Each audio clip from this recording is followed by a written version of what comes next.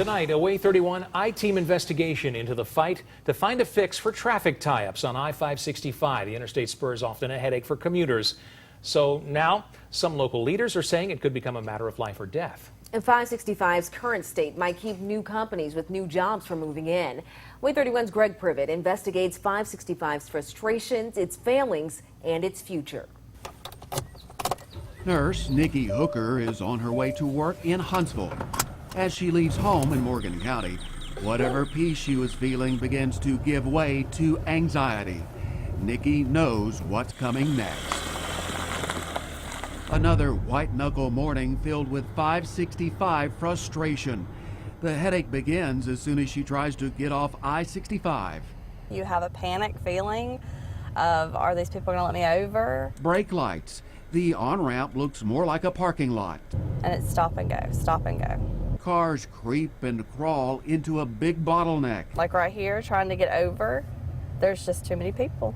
Traffic flow failure on 565 is frequent.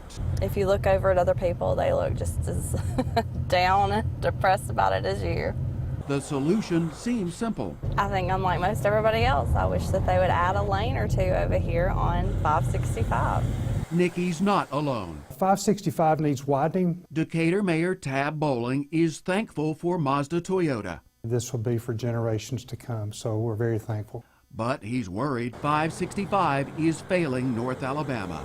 So Bowling and other local leaders are applying political pressure. Tuscumbia, Muscle Shoals, Limestone County, Hartselle, Priceville, and Decatur expressed their 565 fears. They started a campaign to remind voters they can persuade Governor Kay Ivey and Democratic challenger Walt Maddox at the ballot box. Looking for commitments from them to make the necessary improvements for 565. And that will influence a lot of voters in North Alabama. Planning for Mazda Toyota, Mayor Bowling was part of a Tennessee Valley team that visited the Hyundai car factory in Montgomery. They saw how much traffic it creates. Hyundai receives a truck a minute. Do the math on that and what that will mean to I-565. Mayor Bowling says improving I-565 could also be a matter of life or death. He calls Huntsville Hospital North Alabama's emergency medical mothership. Coming from the west, ambulance crews count on a clear shot down 565. We don't want or need to have a critical incident on 565 because we can't get through.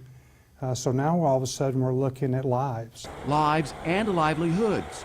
565's failings could keep other employers from moving in, costing you and your neighbors new jobs. Senator Arthur Orr told Way 31 it is weighing on other projects considering locating along that corridor. It's critical to the growth of our city, and I believe cities west of 65. Way 31 reached out to the Alabama Department of Transportation.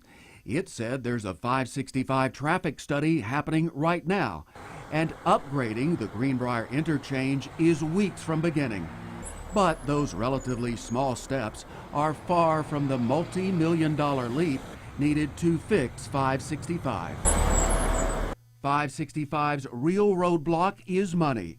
Senator Orr tells Way 31 there may be no local options. Orr says a fuel tax at the local level would come nowhere near the $150 million needed. And in the current funding climate, I believe we are probably a few years away from meaningful progress. Representative Mike Ball calls North Alabama a battleground for Ivey and Maddox. He says that's a plus in the fight to take 565 to the next level. And with a long list of state legislature leaders calling the Tennessee Valley home, Ball tells Way 31 he's convinced lawmakers will commit to find funding. It really comes down to money, and the governor is the one that will make that decision. Meanwhile, on her way home, Nikki Hooker's road ahead can be just as frustrating as her morning commute. In the afternoon, it's just as bad because all the same people that come in with you, they all go home with you too. Reporting in Decatur and along I-565, Greg Privet, Way 31 News. As part of this Way 31 I-Team investigation, we work to see where each candidate for Alabama governor stands on the 565 issue. For those responses from Governor Kay Ivey and Challenger Walt Maddox, go online to WayTV.com. Also on our website, we have more information from the Alabama Department of Transportation.